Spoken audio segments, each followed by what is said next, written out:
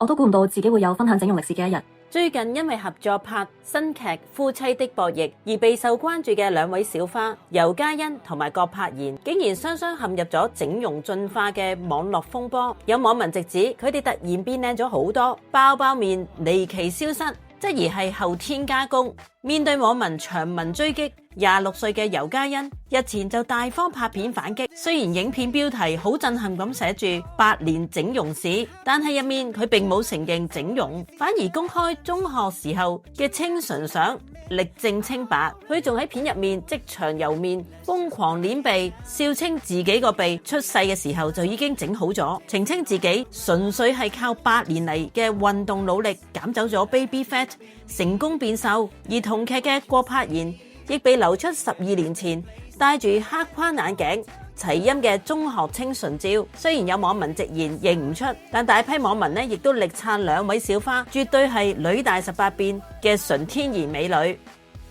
睇完後輩嘅變靚進化，我哋轉去睇睇一班幾十年都容貌不變嘅不老男神林文龍同唐文龍呢兩位90年代嘅靚仔小生。私底下原來佢哋已經相識咗整整30年。林文龍太太郭可瑩日前就喺 IG 罕有地上載咗一張大合照。原來當晚並唔係邊個生日，而係一場老友大聚會。出席嘅除咗雙文龍之外，仲有曹永廉一家同埋莫家瑤。郭可瑩仲感性留言話：Hey， 30年的 brothers friendship forever， 講出佢哋男人之間嘅兄弟情。照片中一眾男神保養得宜，結實身材配上凍齡外貌，完全睇唔出歲月嘅痕跡。大批劇迷紛紛湧入留言區，大讚佢哋嘅兄弟情比金堅，個個後生到好似食咗防腐劑一樣。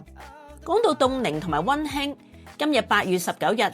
正正係一代影壇大俠狄龍大哥嘅80大壽生日。近年享受退休生活、弄孫為樂嘅狄龍，今日獲得兒子譚俊彥同埋全家人齊齊為佢高興慶祝生日。從網上流出嘅溫馨全家福同埋影片可以睇到咧，狄龍大哥面色紅潤，雙眼炯炯有神，狀態非常好。佢喺家人陪同下吹蠟燭，8歲嘅孫仔亦暴風成長，場面溫馨到爆，睇得出狄龍大哥一家感情深厚，絕對係福氣滿滿。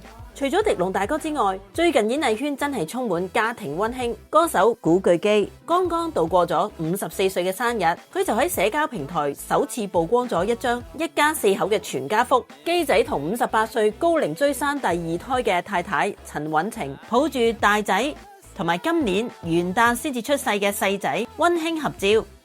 基仔更感性留言話：每大1歲就覺得冇乜嘢比家人健康齊齊整整更加重要。無獨有偶，袁偉豪今日亦都同步晒出一批一家4口嘅高貴造型照。佢同太太張寶儀帶住大仔圓咕碌同剛剛9個月大嘅細仔圓揼揼一齊影靚相。兩公婆表示見證住一對仔成長好開心，全家福畫面同樣幸福到滿瀉。而定居於加拿大嘅鐘嘉欣日前喺澳門出席活動嘅時候，私底下驚喜同老友黃宗澤聚餐貼面合照，兩人相隔多年合體，瞬間勾起當年互花危情嘅經典熒幕情侶嘅回憶。黃宗澤仲留言問幾時可以再度合作，鐘嘉欣就大方回覆話好期待啊，令一眾粉絲興奮到頂點。聽完咁多單精彩嘅娛樂消息，你又最中意邊一單呢？歡迎喺下面留言同我一齊吹下水啊！記得訂閱我哋嘅頻道啊！聽娛樂